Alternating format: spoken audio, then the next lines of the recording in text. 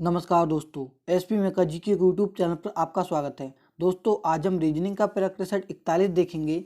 इसमें रीजनिंग के 10 इंपॉर्टेंट प्रश्न हैं। यदि आप एसएससी, रेलवे या किसी स्टेट एग्जाम की तैयारी कर रहे हैं तो ये प्रैक्टिस सेट आपके लिए काफ़ी ज़्यादा इंपॉर्टेंट है, क्योंकि इस प्रैक्टिस सेट में जिस प्रकार के प्रश्न दिए गए हैं उसी टाइप के प्रश्न आपकी सभी परीक्षाओं में पूछे जाएंगे। तो चलिए दोस्तों, स्टार्ट करते हैं प्रश्न नंबर 1 से। दोस्तों, हमारा पहला प्रश्न है, एक कक्षा में राजीव का स्थान ऊपर से 12वां है जबकि कृष्ण का स्थान नीचे से 26वां है। यदि इन दोनों के बीच में 5 विद्यार्थी हों तो कक्षा में कम से कम कितने विद्यार्थी हैं। दोस्तों, ये आपका इंपॉर्टेंट प्रश्न है रैंकिंग टेस्ट से संबंधित। तो देखेंगे इसको हम कैसे सॉल्व करेंगे। सबसे पहले हमें यहाँ पर देखना है राजीव का स्थान दिया गया है ऊपर से, यानी दोस्तों ऊपर से क्या है, राजीव का स्थान दिया गया है। कितना राजीव का स्थान दिया गया है? 12वां स्थान दिया गया है। आगे प्रश्न कह रहा है जबकि कृष्ण का स्थान नीचे से, यानी कृष्ण का स्थान क्या नीचे से दिया गया है। कृष्ण का स्थान नीचे से कितना दिया गया? 26वां दिया गया है। आगे प्रश्न कह रहा है यदि इन दोनों के बीच में 5 विद्यार्थी हैं, यानी दोस्तों यहाँ पर इसके बीच में कितने टोटल 5 विद्यार्थी बैठे हैं, तो प्रश्न हमसे कह रहा है तो कक्षा में कम से कम कितने विद्यार्थी होंगे। अब देखिए इस प्रश्न के दो उत्तर निकलेंगे।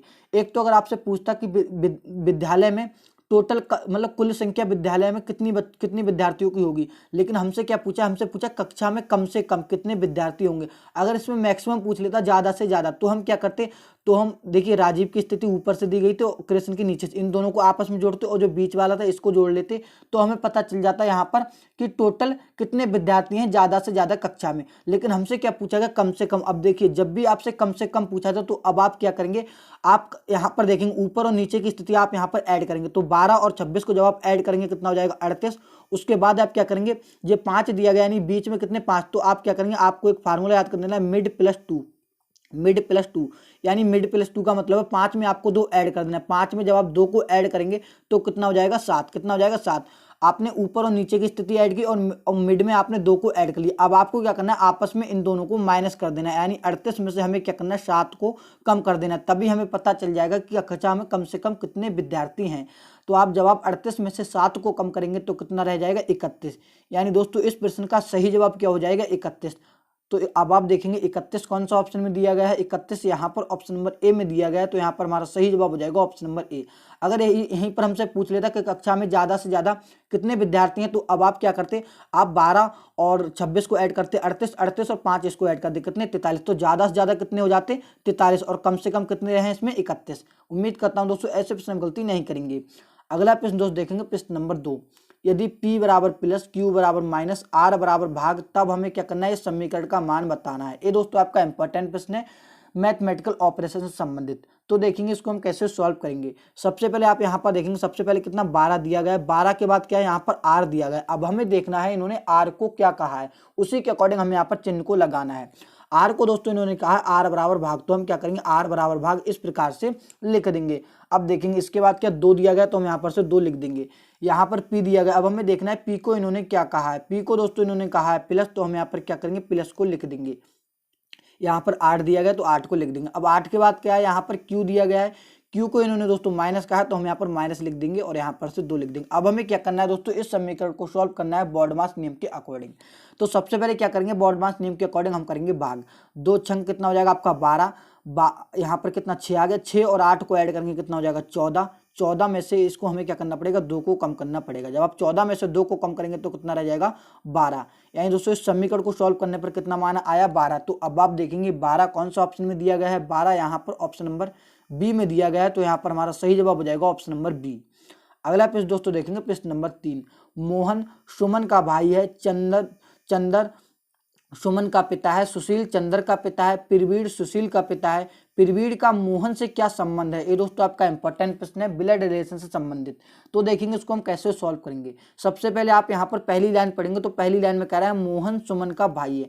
तो अब हम क्या करेंगे, मोहन क्या है, भाई है सुमन का। जब भाई है तो इस पर क्या लगा देंगे, प्लस चार्ज लगा देंगे, और सुमन क्या एक लड़की है तो यहाँ पर हम माइनस चार्ज लगा देंगे। आगे प्रश्न को पढ़ेंगे, चंदर सुमन का पिता है। अब देखिए जो हमसे ऊपर की जनरेशन होती है हम उसको क्या करेंगे, ऊपर लिखेंगे। चंदर क्या है, चंदर सुमन का पिता है, तो हम क्या करेंगे, चंद्र को इस प्रकार से ऊपर लिखेंगे। आगे पढ़ेंगे सुशील चंद्र का पिता, यानी चंद्र का भी पिता कौन है, सुशील। आगे प्रश्न को पढ़ेंगे पीरबीड़ सुशील का पिता, यानी सुशील का भी पिता कौन है, पीरबीड़। तो इस प्रकार से आपका डायग्राम बन के आएगा। अब आपसे जो पूछा है उसका उत्तर आप बड़े आसान तरीके से दे सकते हैं। अब हमसे पूछा है पीरबीड़ का मोहन से क्या संबंध है, मोहन से का मतलब यानी मोहन है वो पीरबीड़ से क्या कहेगा। तो अब आप यहाँ पर देखेंगे मोहन जी क्या है, जी मोहन की बहन है, मोहन की बहन। और जी क्या है, जी क्या है इसके पिता, यानी सी क्या है, इन दोनों के पिता है। जब सुमन के पिता तो मोहन के भी पिता कौन हुआ, जी सी हुआ, यानी चंदन। चंदन क्या हुआ, चंद्र क्या हुआ, मोहन का पिता हुआ। और पिता के पिता क्या होते हैं, हमारे दादा होते हैं। और दादा के पापा क्या होते हैं, हमारे परदादा होते हैं। तो अब आप देखेंगे परदादा कौन सा ऑप्शन में दिया गया, तो यहाँ पर परदादा ऑप्शन नंबर डी में दिया गया है। तो यहाँ पर हमारा सही जवाब हो जाएगा ऑप्शन नंबर डी। जब भी आपकी परीक्षा में ऐसा प्रश्न पूछा जाए तो आप क्या करेंगे, सबसे पहले इस प्रकार का आप डायग्राम पूरे तरीके से बना लेंगे। उसके बाद जो आपसे पूछा गया आप बड़े आसान तरीके से उसका उत्तर दे सकते हैं। अगला प्रश्न दोस्त देखेंगे, प्रश्न नंबर 4। यदि किसी सांकेतिक भाषा में पुस्तक को घड़ी, घड़ी को बैग, बैग को शब्दकोश और शब्दकोश को खिड़की कहें तो पुस्तक को किस में लिखा जाएगा। दोस्तों ये आपका इंपॉर्टेंट प्रश्न है, कोडिंग डिकोडिंग से संबंधित। यहाँ पर हमें बताना है पुस्तक को किस में रखा जाएगा। सबसे पहले तो आपको यहाँ पर पता लगाना है पुस्तक को किस में रखा जाएगा। तो आपको पता होगा पुस्तक को किस में रखा जाता है, पुस्तक को हम लोग रखते हैं बैग में। किस में रखते हैं, बैग में रखते हैं। आप देखेंगे ऑप्शन में, आपके ऑप्शन में बी ऑप्शन दिया गया है बैग। तो आप क्या करेंगे, इस ऑप्शन को लगा के चले आएंगे, जो कि आपका एकदम से गलत जवाब होगा। क्यों, क्योंकि दोस्तों हमें क्या करना है, क्वेश्चन के अकॉर्डिंग इसमें चलना होता है। देखिए आपको पता है पुस्तक किस में रखी जाती है, बैग। अब हमें देखना है इन्होंने बैग को क्या कहा है। यहाँ पर देखेंगे तो इन्होंने पुस्तक को घड़ी, घड़ी को बैग और बैग को दोस्तों इन्होंने कहा शब्दकोश। तो अब हमें शब्दकोश आंसर लगाना है, ना कि हमें बैग। तो बैग को इन्होंने क्या कहा, शब्दकोश लगाया। बैग को इन्होंने क्या कहा, शब्दकोश कहा है। तो अब हमारा उत्तर क्या हो जाएगा, शब्दकोश। तो अब आप देखेंगे शब्दकोश कौन सा ऑप्शन में दिया गया है, शब्दकोश यहाँ पर ऑप्शन नंबर ए में दिया गया है। तो यहाँ पर हमारा सही जवाब हो जाएगा ऑप्शन नंबर ए। आप दोस्तों इसमें गलती कर सकते थे बैग लगा के, लेकिन आपका यहाँ पर ये वाला गलत जवाब हो जाता। आपका यहाँ पर सही जवाब हो जाएगा शब्दकोश, क्योंकि बैग को इन्होंने क्या कहा है, शब्दकोश कहा है। जब भी ऐसा प्रश्न पूछा जाए तो अब आप क्या करेंगे, आप सबसे पहले देखेंगे आपसे पूछा क्या जा रहा है। हमसे पूछा जा रहा था कि पुस्तक को किस में रखा जाएगा। तो सबसे पहले तो हमें यही पता लगाना है कि पुस्तक आकर रखी किस में जाती है। तो पुस्तक तो बैग में रखी जाती है। अब हमें देखना है कि बैग को इन्होंने क्या कहा, तो बैग को इन्होंने शब्दकोश कहा था। तो इस प्रश्न का हमारा सही जवाब हो जाएगा शब्दकोश। अगला प्रश्न दोस्त देखेंगे, प्रश्न नंबर 5। किसी कूट भाषा में IMTITJU को TMIIUJT लिखा जाता है, तो उसी कूट भाषा में हमें बताना है टेम्परेप को किस प्रकार लिखा जाएगा। दोस्तों ये भी आपका इंपॉर्टेंट प्रश्न है, कोडिंग डिकोडिंग से संबंधित। तो देखेंगे उसको हम कैसे सॉल्व करेंगे। सबसे पहले हमें यहाँ पर पता लगाना है, इन्होंने यहाँ पर क्या TIMTITJU, इसको इन्होंने क्या लिखा है, इसको इन्होंने लिखा है TMIIUJT। सबसे पहले अब हमें यही पता लगाना है। अगर हम यहाँ पर ध्यान से देखने का प्रयास करें तो जो इसके जो क्वेश्चन में हमें दिया गया था, यानी इसके लेटर हमें क्या है, सभी के सभी इसके लेटर हमें यहाँ पर देखने को मिल रहा है। जब सभी के सभी लेटर यहाँ पर देखने को मिल रहा है तो इसमें सेम कोडिंग अप्लाई हुई। सेम कोडिंग तो अप्लाई हुई, लेकिन देखेंगे किस तरीके से इन्होंने अप्लाई किया है। यहाँ पर हम देखेंगे दोस्तों इन्होंने आई को यहाँ लिख दिया, टी को यहाँ लिख दिया, एम को यहाँ लिख दिया। इन दोस्तों इन्होंने क्रॉसिंग मेथड का यूज करा है।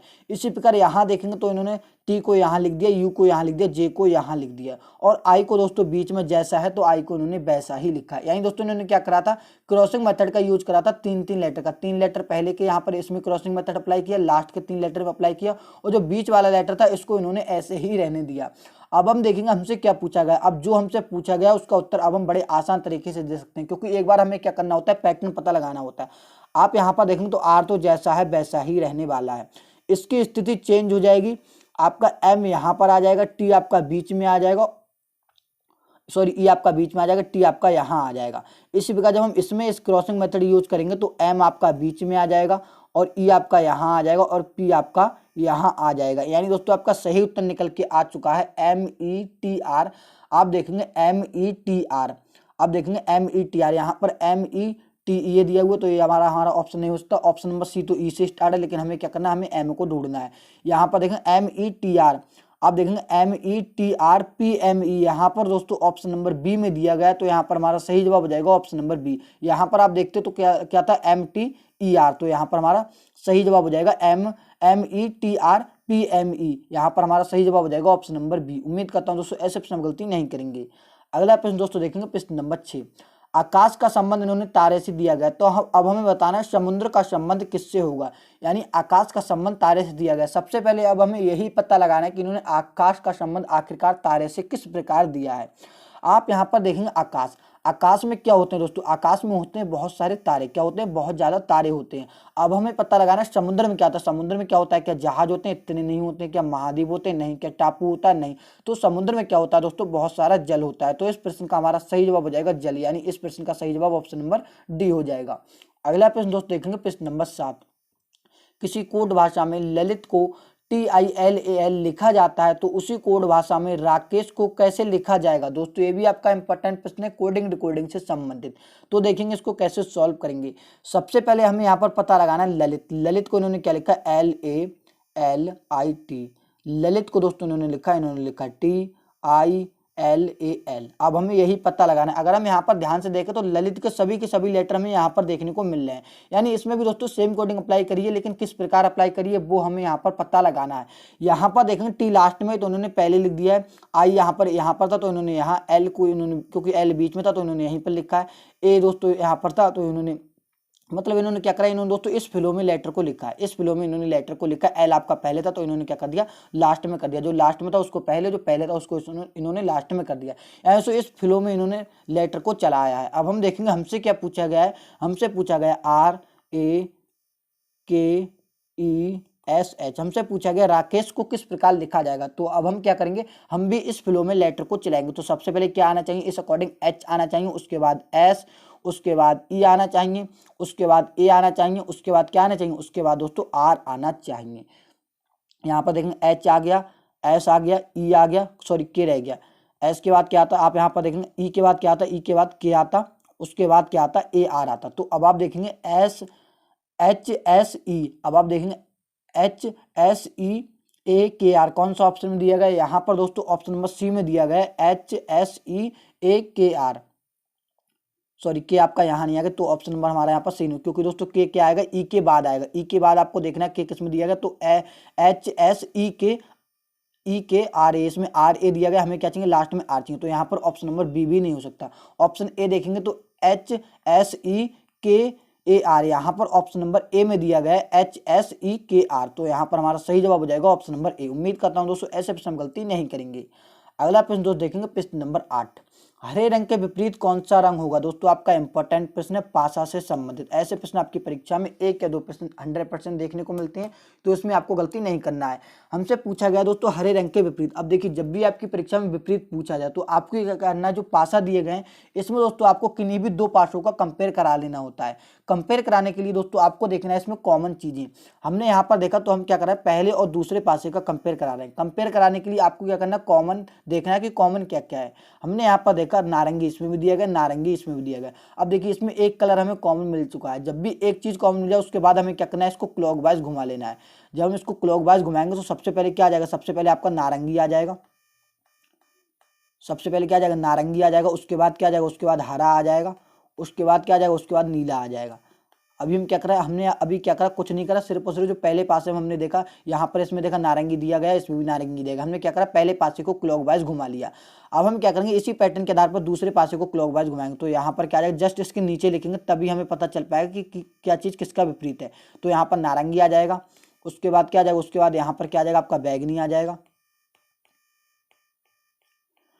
बैगनी के बाद क्या आ जाएगा, सॉरी इसके बाद क्या आता है आपका, यहाँ पर लाल आता, सॉरी आप यहाँ पर देखेंगे नारंगी। नारंगी के बाद क्या आ जाएगा, नारंगी के बाद यहाँ पर क्या आ जाएगा, लाल, क्योंकि हमें क्या करना है, क्लॉकवाइज दोस्तों घुमाना है। तो यहाँ पर क्या आ जाएगा, लाल आ जाएगा, और लास्ट में क्या आ जाएगा आपका, यहाँ पर बैगनी आ जाएगा। अब जो आपसे पूछा गया उसका उत्तर आप बड़े आसान तरीके से दे सकते हैं। हम देखेंगे हमसे क्या पूछा गया है। हमसे पूछा गया दोस्तों हरे रंग के विपरीत, तो हरे रंग के विपरीत क्या हो जाएगा, लाल रंग। तो अब आप देखेंगे लाल कौन सा ऑप्शन में दिया गया है, लाल यहाँ पर दोस्तों ऑप्शन नंबर बी में दिया गया है। तो यहाँ पर हमारा सही जवाब हो जाएगा ऑप्शन नंबर बी। आप चाहें तो दोस्तों पहले पासे का कंपेयर तीसरे पासे से भी करा सकते हैं, तब ये आपका उत्तर यहाँ पर लाल ही निकल के आने वाला है। आप किन्हीं भी 2 पासों का कंपेयर आपको करा लेना है। अगर एक चीज कॉमन मिल रही तो आपको क्लॉकवाइज घुमा लेना है। अगर 2 चीजों कॉमन मिल जा रही तो जो बच जाता है वो एक दूसरे के क्या होता है, विपरीत होता है। अगला प्रश्न दोस्तों देखेंगे प्रश्न नंबर 9। प्रश्न में लुप्त पद ज्ञात कीजिए। इसमें दोस्तों हमें क्या करना है, इस क्वेश्चन मार्क की जगह बताना है कौन सी संख्या आएगी। ये दोस्तों आपका इंपॉर्टेंट प्रश्न है, प्रश्न आपका पूछा गया है। तो देखेंगे इसको कैसे सॉल्व करेंगे। जब भी आपकी परीक्षा में ऐसा प्रश्न दोस्तों पूछा जाए, आपको क्या करना है, जो यहाँ पर बीच वाली संख्या दिखाई दे रही 121, 79, आपको क्या करना है, यही संख्या बनानी है। जो आसपास की संख्या, इनसे आपको जोड़ घटाव गुणा भाग कुछ भी करके यही संख्या बनानी है। तो सबसे पहले हम यहाँ पर प्लस का पैटर्न अप्लाई करेंगे। हम यहाँ पर यदि ऐड करके देखें 9 और 5 कितना हो जाएगा दोस्तों 14, 9 और 5 कितना हो जाएगा 14।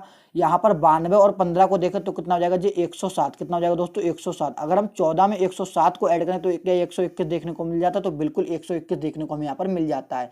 अब हम इसमें अप्लाई करेंगे, क्या इसमें भी यही पैटर्न अप्लाई हो रहा है या नहीं हो रहा है। तो सबसे पहले क्या करेंगे, 16 और 19 को ऐड करेंगे। जब हम 16 और 19 को ऐड करेंगे तो आप यहाँ पर देखेंगे कितना हो जाएगा 35, कितना हो जाएगा दोस्तों 35।